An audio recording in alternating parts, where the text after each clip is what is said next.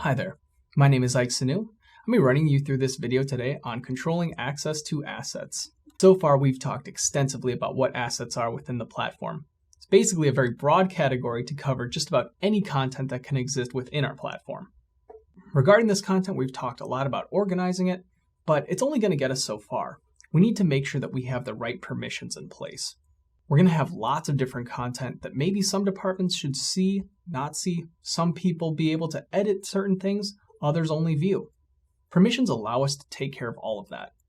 Permissions, more specifically, are actions on a resource. Permissions define actions a user can perform and on which resources those actions can be performed. So it goes both ways. We have actual permissions that we can give to users interacting with our assets, and then we can also go as far to define as which assets they can actually touch or interact with. But it's not just assets, it's also the site itself. For instance, to view the site administration panel requires permissions. Permissions are also required to access any particular section of the site administration panel.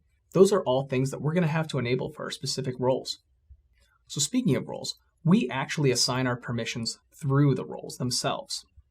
Probably the most powerful part of this is the 3 role scopes.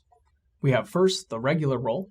This is all throughout the platform. So if you want to let someone edit blogs all across the platform, you can set that up. We have site roles. Maybe we only want a specific role touching documents and media at a specific site. That's something that we can set up as well. And then finally, we have an organization role. Very similarly, they'll have certain permissions that we enable for that organization. Now these 3 scopes may seem pretty broad, but remember, we also have the ability to go through and choose which individual resource types they're able to interact with and how much they're able to change. For instance, we could say this person is only able to edit this specific type of asset at the organization level. You see, we're able to really create definitions as broad or specific as we need. The nice thing is at any time we can create new roles that help serve us and quickly define permissions for that role. For instance, for Livingston, we're going to be creating the content creator role, and we're going to be defining very specific permissions at the site level. It's been a very short video, but very important. We're here at our knowledge check already.